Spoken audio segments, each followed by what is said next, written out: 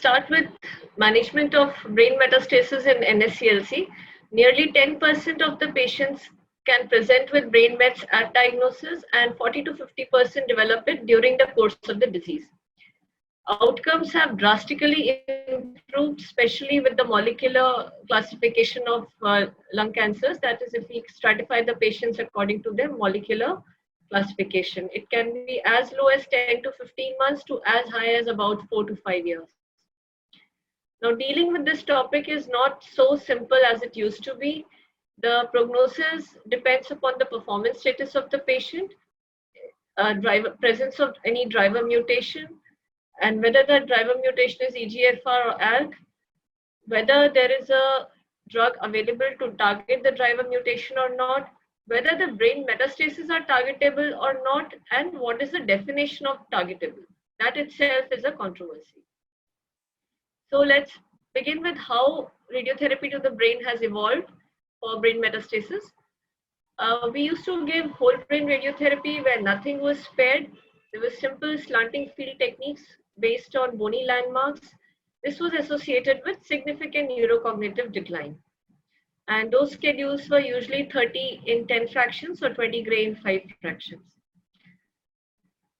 A bit more conformality was brought in with whole brain radiotherapy with hippocampal avoidance, as it was discovered that hippocampus might be one of the seats for neurocognition. And the dose constraints that we prescribe to the hippocampus are Dmax less than 15 gray, and this is basically to the planning risk volume, a PRV around the hippocampus, which should be at least 5 mm. And one has to make sure that there are no lesions in this PRV that we might end up underdosing.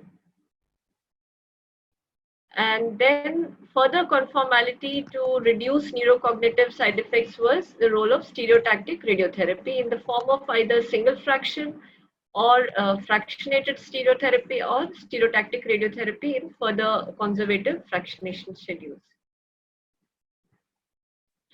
So we'll basically try to understand the management in some categories such as brain metastasis without a driver mutation, those with a driver mutation, and presence or absence of the particular drugs available for targeting these driver mutations. So if there is a single lesion less than 3 centimeters or multiple small lesions, say 1 to 4, stereotaxy is a good option. And there is ample evidence to suggest that stereotaxy in the absence of whole brain radiotherapy gives much better neurocognition and sometimes even better survival, because these patients retain their performance status for further systemic treatments. However, there are authors who are trying to investigate the role of stereotaxy in more than 4 lesions, maybe 4 to 10, or sometimes maybe up to 15 lesions, who may be spared of whole brain radiotherapy and be treated with stereotaxy alone.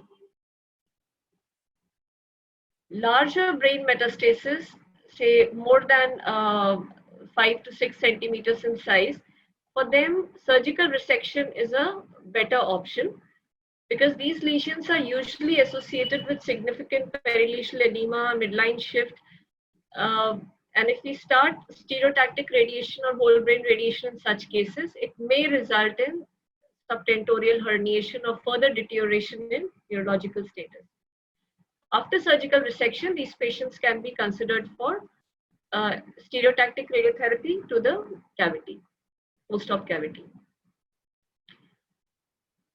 Another upcoming approach to large brain metastasis is neoadjuvant stereotactic radiotherapy, where SRS or SRT is followed by surgery, and it is said that this has lesser chances of causing radionecrosis and leptomeningeal failures.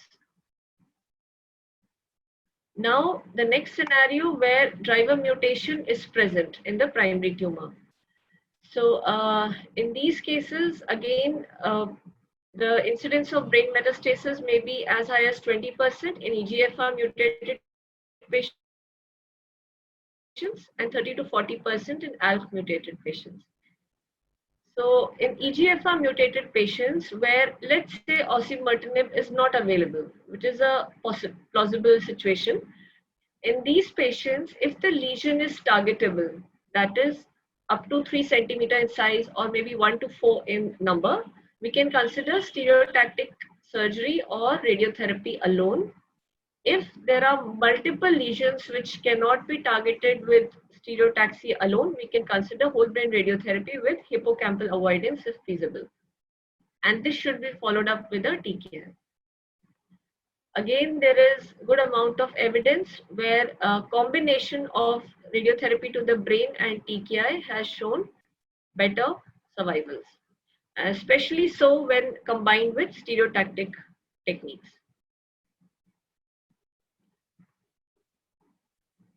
Another situation where EGFR is mutated and osimertinib is available. Well, in asymptomatic brain metastasis, here, as we discussed yesterday also in one of the case discussions, we can defer radiotherapy to the brain if the patient is asymptomatic. So here, then the next scenario is ALK mutated patients where only crizotinib is available. We know that crizotinib has a low penetrance in the brain. So again, here we consider stereotactic radiotherapy upfront.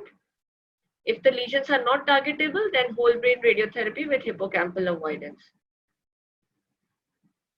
However, if the patient is asymptomatic, it is a bit debatable. So there was this joint analysis of these two trials which showed that untreated versus irradiated brain mets, the intracranial time to progression was much less in untreated brain metastasis. And 20% of the patients without any baseline mets developed brain mets at 8 months. If the systemic disease, and basically the evidence goes in favor of treating brain metastasis upfront when we are considering a patient only for crizotinib. In patients who have ALK mutations but alectinib or any other newer agent with better penetration to the brain are available, in that case, we can again wait if the patient is asymptomatic, consider stereotaxy or whole brain RT only if the patient is symptomatic and initiation of immunotherapy is not helping. So with all these slides, it seems like whole brain RT is it going to be out of use completely? Well, there is some evidence of combining memantin with along with whole brain radiotherapy. Memantin is known to protect neurocognition in patients with. It was basically used for patients with Alzheimer's, and there are good number of trials. In fact, a trial which is trying to compare stereotaxy with whole brain RT and memantin. Till now, we have the results of RTOG 0614, where it was shown that when memantin is started along with whole brain radiotherapy, the time to neurocognitive decline was much longer. And probability of cognitive function failure is around 53.8% in memantin arm and about 65% in the placebo arm.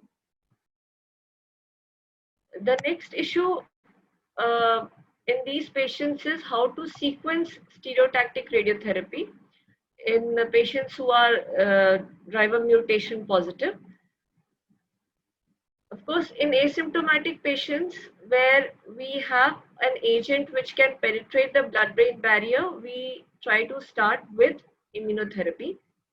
However, there is some conflicting data on this, and they say that due to disruption of blood-brain barrier with radiotherapy, maybe we can achieve a higher concentration of TKIs in the neural tissue. And there's higher sensitivity of EGFR mutant NSCLC to radiotherapy. So why not start with radiation first? So this debate is altogether a different issue to be sorted out, and this discussion is always taking place in the tumor boards. Other challenges with immunotherapy when combining radiation with immunotherapy are that can we give immunotherapy along with cranial irradiation? As of now, we are avoiding this approach. We do not give concurrent cranial RT along with immunotherapy. Also, it is either given 3 weeks pre-radiation or at least 1 week post-radiation. Pseudoprogressions and symptomatic necrosis have been reported. We have to strike a balance in the dose of stereotaxy when immunotherapy is an option, because we don't want to make the patient dependent on steroids, because then the entire systemic treatment can go for a hit. So usually we prefer giving FSR, that is fractionated stereotaxy, or stereotactic radio SRT instead of SRS in such patients who are likely to receive immunotherapy further. So these are some of the OAR constraints. This is from the UK consortium. These are some images showing post-operative stereotactic radiotherapy, where we are giving the treatment to the cavity, post-op cavity. Again, in post-op, this is the color wash. And now management of bone. Basically, we are using Bilski's grade and radio sensitivity of the tumor, as well as the performance status of the patient, to make our decision regarding radiotherapy to spine. So many of you must have gone through this paper, Bilski's grade, which tells you, it gives you an objective indication of how much extent of cord compression is there in a given case. So in Bilski 0 and 1, where the CSF is clearly visible and only maybe there is some impingement on the epidural sac, and in moderately resistant tumors like non-small cell lung cancer, stereotactic radiotherapy is a treatment of choice.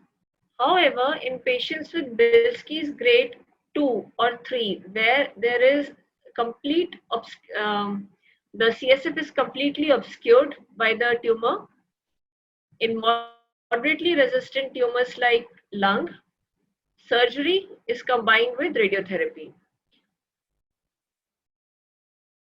And for final decision making, again, we use this modified Tokuhashi scoring system, which takes into account not only the primary site, but also other patient-related factors like performance status, number of bone mets outside the spine, metastasis to other major organs which are removable or not removable, and